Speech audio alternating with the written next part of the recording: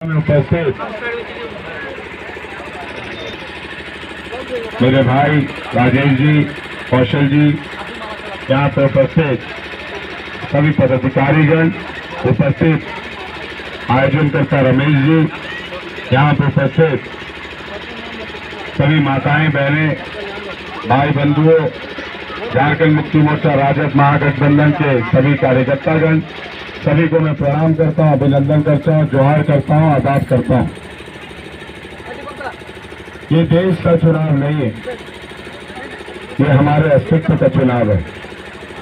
ये देश का चुनाव नहीं है, ये हमारे संविधान बचाने का चुनाव है। ये देश का चुनाव नहीं है, ये हमारे घर को बचाने का चुनाव है। और मैं ये इसलिए बोल रहा हूं कि तमाम लोकतंत्र के इस महापर्व में तमाम नेतागण आते हैं, अपनी बातों को रखते हैं, जो वो करते हैं उसे गिनाते हैं, लेकिन जो वो नहीं करते उसे कोई नहीं बताता। आज जिस धरती पर हम खड़े हैं, ये कोल इंडिया से संचालित होता है, बीसीसीएल से संचालित होता है। और दुर्भाग्य ये है कि जिस कोल इंडिया का निर्माण कांग्रेस पार्टी ने किया, इंदिरा गांधी ने किया, आज वो कोल इंडिया निजीकरण के हाथों में जा रहा है। अगर हमने इसे नहीं रोका, अगर हमने सरकारीकरण को और नहीं बढ़ाया, तो वो दिन दूर नहीं है कि हमें पलायन करना पड़ेगा। यहाँ पे सिंदरी फर्टिलाइजर फैक्ट्री हो या एसीसी प्लांट हो, ये सब कांग्रेस पार्टी की देन। कोल इंडिया का उद्योग हो या या आपका बोकारो स्टील प्लांट हो, ये कांग्रेस पार्टी की देन। आज जहां पे है उसे भी टाटा कंपनी पावर मैक को दे दिया गया। पावर मैक पहले से एक ब्लैक लिस्टेड कंपनी है, और जब उद्योग कोल इंडिया का है तो यहाँ पे आउटसोर्स के माध्यम से क्यों माइनिंग होगा, ये मुझे समझ में नहीं आता। आज आपका घर का लड़ाई है, आज आपके गांव का लड़ाई है। इस गांव को बचाने के लिए कांग्रेस की सोच को लाना होगा। मोदी जी से बात करें विकास की तो वो बात करते हैं पाकिस्तान की। मोदी जी से बात करें रोजगार की, वो बात करते हैं हिंदू मुसलमान की। मोदी जी से बात करें झारखंड की, वो बात करते हैं कुर्मी आदिवासी की। आज हमारे हेमंत ने हमारे झारखंड के लोगों को पारा शिक्षकों से सम्मान दिया, सैया सेविका को मानदेय बढ़ाकर सम्मान दिया। पारा शिक्षकों के बाद पुलिस कर्मियों को सीपीएल ने बढ़ोतरी देके उन्होंने सम्मान दिया। कांग्रेस पार्टी की देन थी कि एसटी रिजर्वेशन अगर किसी ने दिया, कांग्रेस पार्टी की देन थी कि अगर यहाँ पे हिंदुस्तान में रिजर्वेशन लागू हुआ एसटी एसटी को, वो कांग्रेस पार्टी ने दिया। अगर हिंदुस्तान में ओबीसी का रिजर्वेशन आया तो कांग्रेस पार्टी ने दिया। आज ओबीसी का भी रिजर्वेशन को यही भारतीय जनता पार्टी ने कम करके 13% पे ले गया, और हमारे हेमंत ने 27% का रिजर्वेशन ओबीसी को दिया।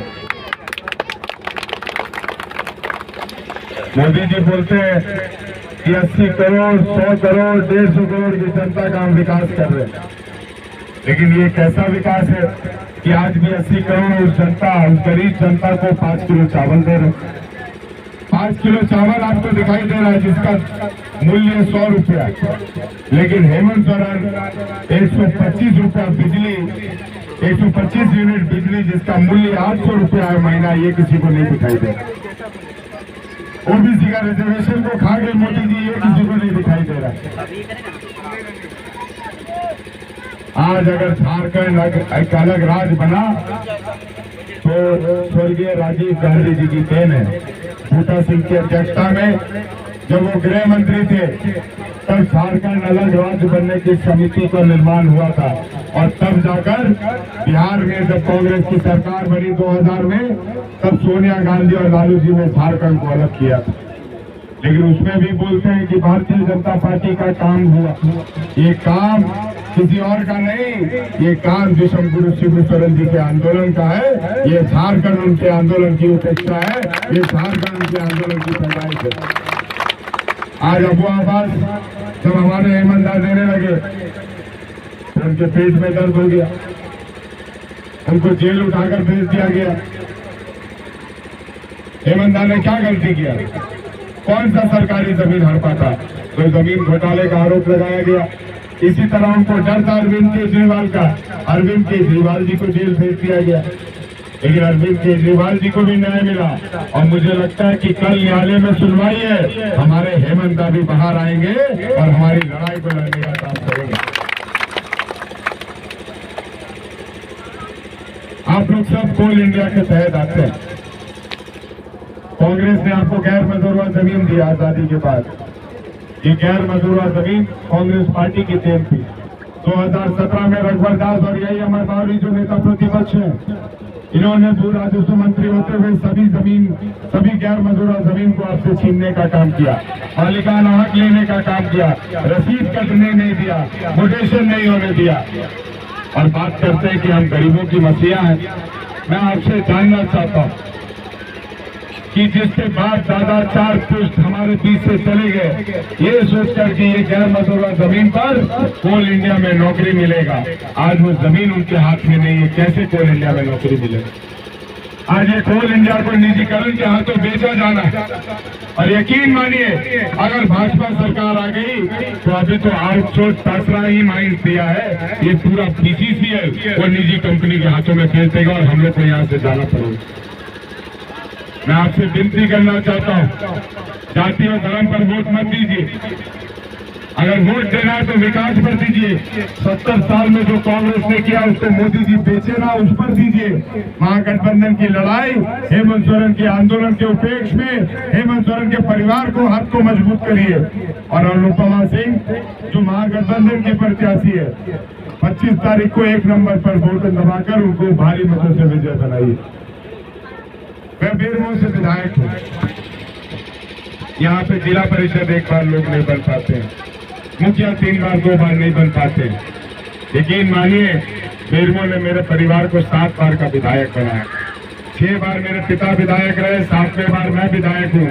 और अगर मेरे पिता के संस्कार मेरे में जीवित है तो दावे के साथ बोलता हूँ, कितने भी मोदी जी आ जाएंगे, मैं 8वें बार का विधायक बनकर दिखाऊंगा।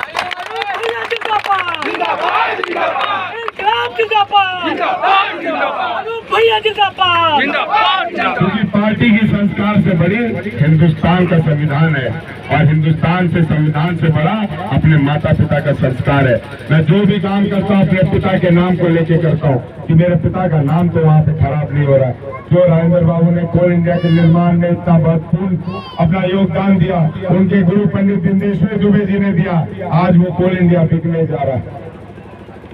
आज वो कोल इंडिया के लोग जो पुनर्वास नीति के तहत बसना चाहते हैं, उन्हें विस्थापित किया जा रहा है। घर नहीं मिलेगा लेकिन जमीन चली जाएगी, नौकरी नहीं मिलेगा लेकिन बच्चों का भविष्य चले जाएगा। आज हम लोग को अगर अपना सरकारीकरण को बचाना है, गवर्नमेंटाइजेशन को बचाना है, तो निश्चित तौर पर प्राइवेटाइजेशन को रोकना होगा।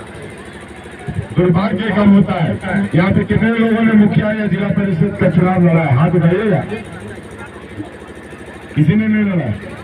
वार्ड का, पंचायत का कोई चुनाव लड़ा? आइए सामने आइए।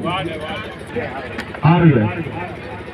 और प्रखंड सचिव है जेएमएम पार्टी के, ठीक है। लेकिन एक बात बताइए भैया, जब आप चुनाव लड़ रहे थे, आपके प्रत्याशी बने ढुल्लू मातो जी, 15 साल से यहाँ पे बीजेपी के सांसद है, विधायक ढुल्लू मातो जी बने और नया नारा दे कह रहा है बाहरी भीतरी, बैकवर्ड फॉरवर्ड। लेकिन गांव में जाते हैं तो बाहरी भीतरी करते हैं और शहर में जाते हैं तो बैकवर्ड फॉरवर्ड करते हैं। मुखौटा वही है भारतीय जनता पार्टी का, प्रत्याशी बदल दिया गया है। तो पीएन सिंह जब जीत रहे तो तब कौन सा गलत था? तब पीएन सिंह यहाँ पे क्यों नहीं देखने आया कि कोल इंडिया का निजीकरण हो रहा है? भारतीय जनता पार्टी ने उसे रोका। सभा को लेकर पहला सभा है आपका? बहुत सभा कर चुका सर। आप शायद मेरे फेसबुक को फॉलो करिए।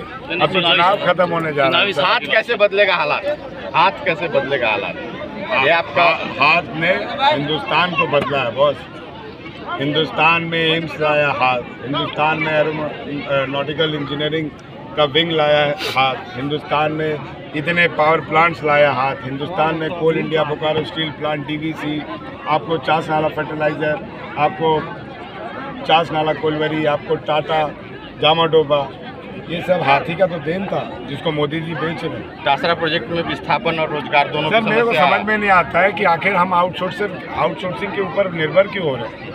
कोल इंडिया खुद में निर्भर थी, महारत्न कंपनी कोल इंडिया को बोला गया। हम खुद अगर डिपार्टमेंटल पैचेस चालू करेंगे तो रोजगार भी मिलेगा ना, सरकारीकरण भी होगा। हम कोल इंडिया के पैचेस को आखिर आउटसोर्स के तहत क्यों माइनिंग करा रहे हैं? क्या हमारा उद्देश्य बस प्राइवेट कंपनियों को काम देना है कि हमारा उद्देश्य उस ज़मीन पर लोगों को नौकरी भी देना है? 2 एकड़ में नौकरी निर्धारित है, लेकिन आपने साजिश के तहत गैर मंजूर ज़मीन का पट्टा जो सत्यापन नहीं हुआ है उसको आपने निजी सरकारीकरण कर दिया, लोगों से वो पट्टा छीन लिया, मालिकाना हक छीन लिया।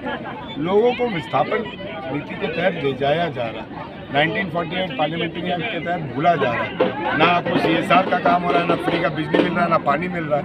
आखिर लोग जाएंगे कहाँ?